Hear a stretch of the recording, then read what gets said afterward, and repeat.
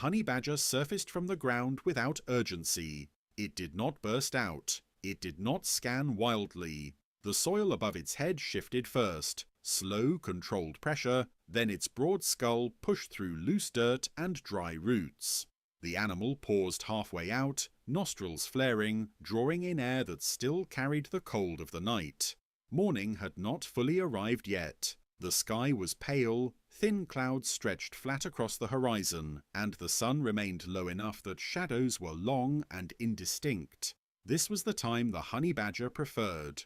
Not dark enough for surprise predators, not bright enough for humans to notice movement easily. Its body followed its head, compact and muscular, low to the ground. The fur along its back was already dusted with soil.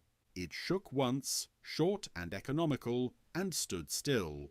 The badger did not look around. Instead, it lowered its head and pressed its nose directly into the earth. To a human eye, the ground looked uniform. Dry topsoil broken by weeds, stones, and old plant stems. But the badger's senses cut through that illusion. The surface held a map, a history, pressure points, scent trails, faint vibrations preserved beneath layers of dirt. There was a line here, not a visible one, a structural one. A burrow system ran beneath the surface, shallow in some places, deeper in others. It had been used repeatedly, expanded, repaired, partially collapsed, then reused again. Multiple species, multiple seasons. The honey badger began to move. Its gait was steady and deliberate. Short steps, head low, shoulders rolling forward with each motion. Every few meters, it stopped and pressed its snout down again, sometimes scraping once with a claw, just enough to test resistance. This was not random foraging, this was tracking infrastructure. The badger followed the line diagonally across the scrubland, adjusting its path when the soil grew more compact or when plant roots interfered. It avoided open ground instinctively, hugging areas where thorn bushes and uneven terrain offered cover.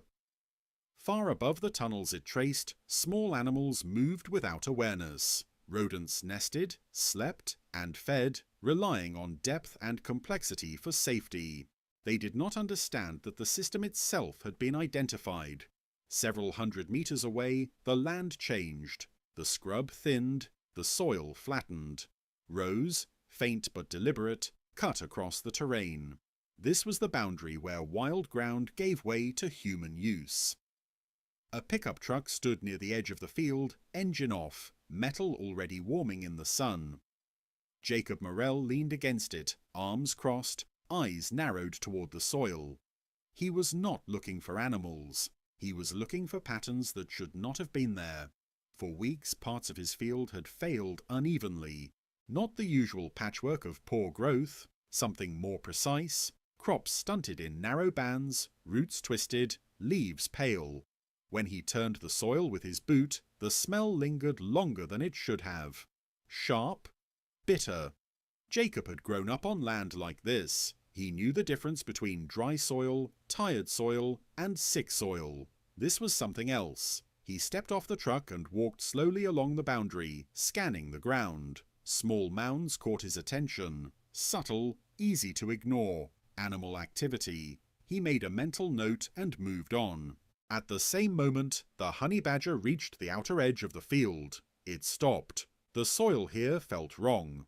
Not dangerous, not yet, but altered. The surface carried unfamiliar residue. The badger sniffed longer than before, testing the air, the ground, the faint chemical bitterness that had begun to seep into the burrow line. Its ears flattened slightly. It felt vibration now, distant, rhythmic. Human movement, heavy objects, machines. Not immediate threat, but presence. The badger adjusted its path without hesitation, angling along the field's edge rather than crossing it directly. It stayed close to cover, where the earth still smelled mostly alive. It continued following the burrow line. The sun climbed higher, the ground warmed. Somewhere beneath the surface, a rodent shifted position, unaware that the soil above it had already betrayed its location. The honey badger stopped again. This time it dug, just once. A shallow test. Dirt sprayed backward. The soil collapsed easily, too easily. The tunnel beneath was close to the surface here, poorly reinforced. The badger froze, listening. Movement below. Confirmed. It backed away from the opening and continued forward instead, mapping the system before committing energy. It would return. It always did. Behind it, the disturbed soil settled slowly, leaving marks that neither animal nor man would immediately connect. The line remained, and both hunter and human, without knowing it, were now following the same problem from opposite ends. The honey badger returned in the early afternoon. This was not ideal. Midday carried heat, clearer visibility, and greater human activity. But hunger did not wait for ideal conditions. Energy lost the previous night had to be replaced, and the Burrow line promised efficiency. The badger approached from downwind, body low, movements reduced to necessity. It paused repeatedly, not out of fear but calibration, measuring distance, sound, and soil vibration. The tunnel system beneath the ground was active. The badger could feel it. Subsurface movement was subtle but constant. Small claws scraping packed dirt, bodies brushing tunnel walls, faint shifts in pressure as animals adjusted position. To the rodents below, these sounds were normal. To the badger, they were precise indicators of population density and tunnel integrity. It chose a point where the ground dipped slightly, where plant roots were sparse, and the soil had collapsed once before. This section had been repaired quickly, poorly. The dirt above was looser, recently disturbed. The honey badger began to dig. The first strikes were shallow, controlled. It was testing resistance, mapping depth. Then the pace increased. Dirt sprayed backward in short bursts, hitting the badger's hind legs and scattering into the brush. The digging was powerful but efficient. No wasted motion, no panic. Within minutes, the surface broke. The tunnel beneath collapsed inward with a muted thud. Below ground, panic erupted. Rodents fled in multiple directions, slamming into each other in narrow passages. The structure that protected them now betrayed them. Turns too tight, escape routes blocked by collapsing soil. The badger dropped in head first. Underground, visibility was nearly non-existent. The badger relied on touch, pressure, and vibration. Its shoulders scraped tunnel walls as it forced itself forward. Claws hooked into dirt and fur. Teeth snapped once, twice. One rodent was caught immediately. The kill was fast, neck crushed with minimal resistance. The badger did not stop. It pushed deeper. Another rodent escaped, scraping past the badger's flank. The badger turned sharply, tearing open the tunnel further. Soil rained down, choking the air with dust. The badger caught a second animal near a junction where the tunnel split. This one fought harder. It bit, it twisted. Its movements were erratic, almost desperate. The badger ended it anyway. After several minutes, the tunnel system went quiet. The badger reversed out slowly, backing up until daylight returned. It emerged coated in dirt, breathing heavy but controlled. Its eyes blinked against the brightness. It dragged one body into the open and left the other partially buried near the entrance. This was not waste. It was storage. The badger would return if conditions allowed. As it fed, flies gathered quickly. The badger tolerated them, shaking occasionally but not stopping. It ate methodically, starting with the soft tissue, conserving energy. The taste was wrong. Not spoiled, not dangerous, yet, but altered. The badger paused once, lifted its head, chewed slowly. Its tongue flicked, testing the air. There was a bitterness it did not recognize, faint but persistent. It continued eating. Several hundred meters away, Jacob Morell dug into his field. He had chosen a section where crops had failed in a narrow, unnatural strip. He drove the shovel deeper than usual, using his weight. The blade cut through dry topsoil, then denser earth. At half a meter down, the smell reached him. He stopped. It was sharp, metallic, and unpleasant in a way that bypassed familiarity. This was not manure, not rot, not mineral-rich soil. Jacob leaned back and wiped his hands on his jeans. He stared into the hole, then knelt and reached down, lifting a clump of darker soil to his nose. Bitter. He let it fall. Jacob straightened slowly, scanning the ground around him. The small mounds he had noticed earlier now stood out more clearly. Lines, patterns, animal tunnels.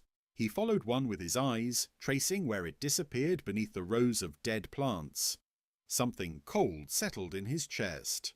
That evening, the honey badger returned briefly to the tunnel entrance. It dragged the partially buried carcass free and consumed only part of it. Its appetite was lower than expected. After eating, it retreated to cover and lay still longer than usual. Later, its body reacted. The badger vomited once, a short, violent convulsion. The contents were minimal. It recovered quickly, standing and moving away from the site without obvious weakness. But it did not return to that burrow again that night. Underground, the tunnel system began to change. Some passages collapsed further.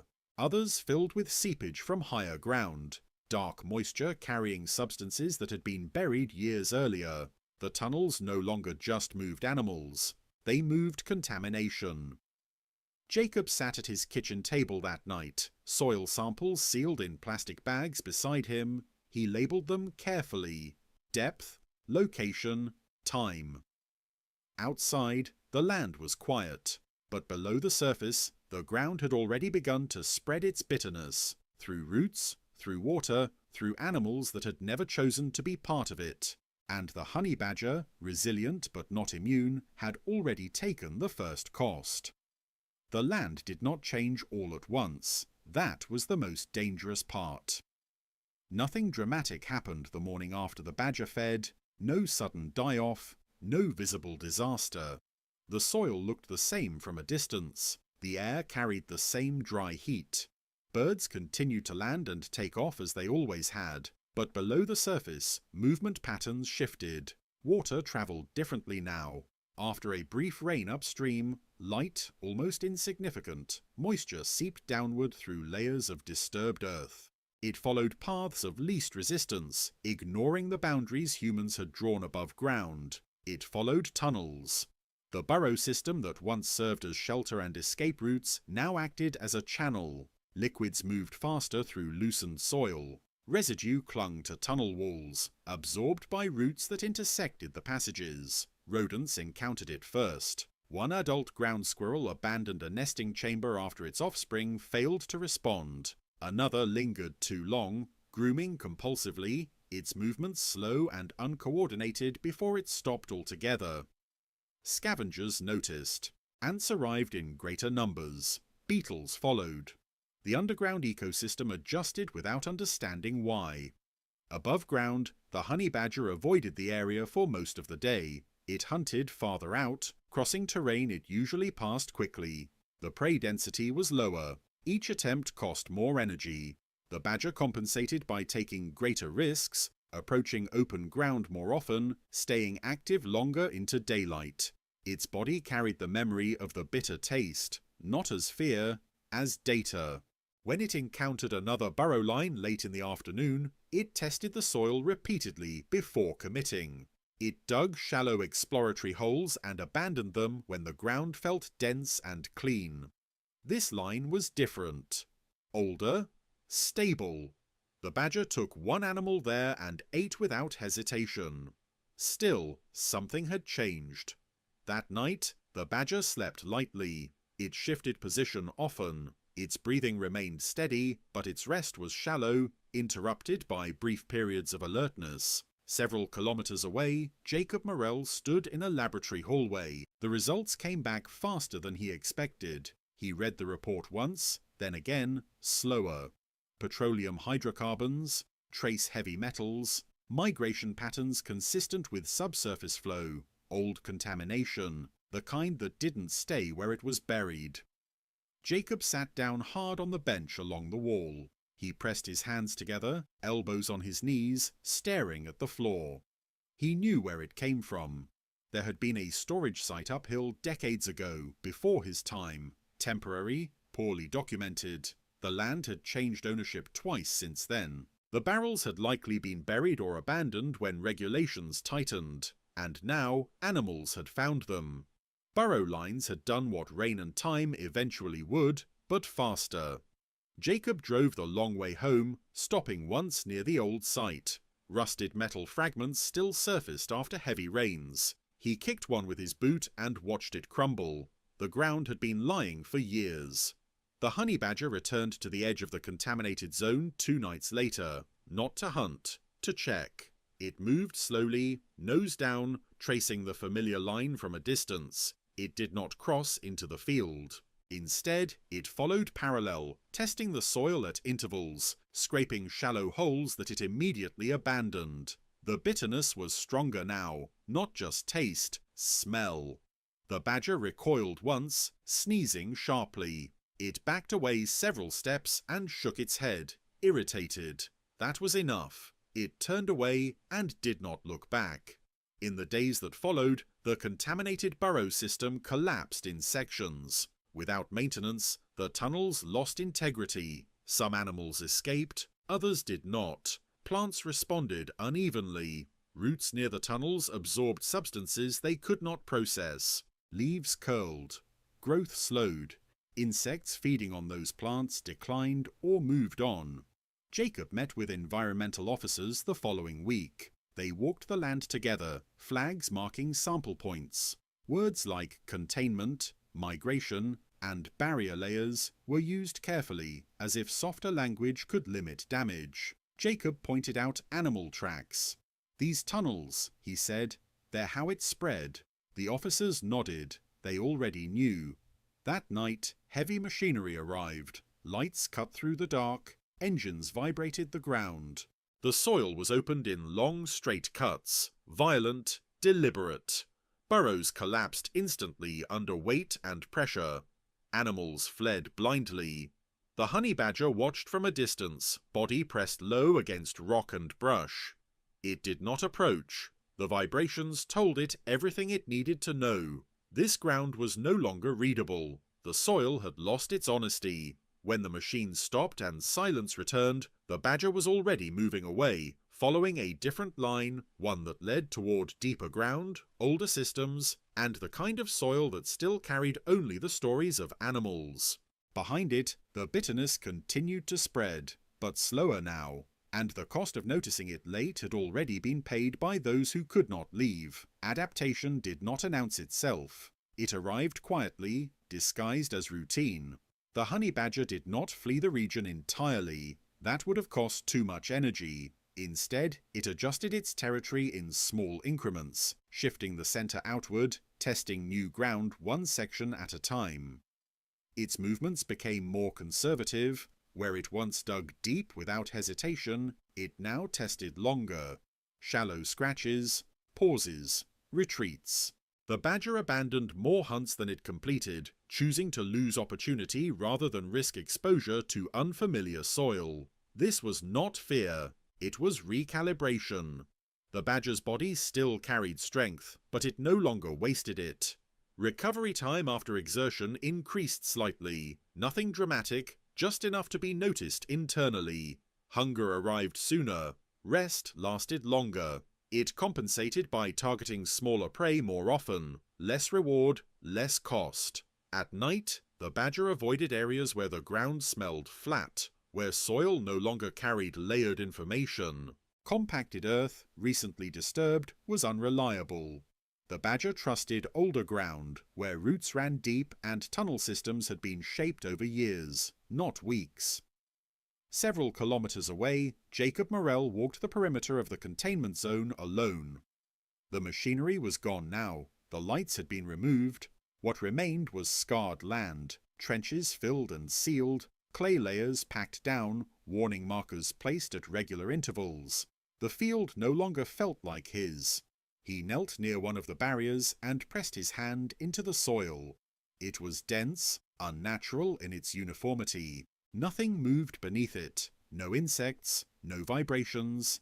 Dead ground. Jacob stood slowly, joints stiff, and looked outward toward the scrubland beyond the barrier. Tracks were fewer than before. Some animals had left. Others had been erased quietly during the intervention. He knew the procedures were necessary. That knowledge did not make them easier to accept. A week later, Jacob noticed something near the southern edge of the land. Fresh digging, not deep, not destructive, just enough to test the surface. He recognized the pattern immediately. The honey badger had returned, but cautiously. Jacob reported the activity, expecting restrictions or deterrence. None came. Instead, an environmental officer adjusted the containment map slightly and suggested a minor modification. A slope was added, a shallow ramp built into the edge of one trench, an escape route for animals that fell in accidentally. It was not policy, it was judgment. The honey badger encountered the ramp 2 nights later. It stopped at the edge, sniffed, tested the packed soil, then descended slowly, claws gripping.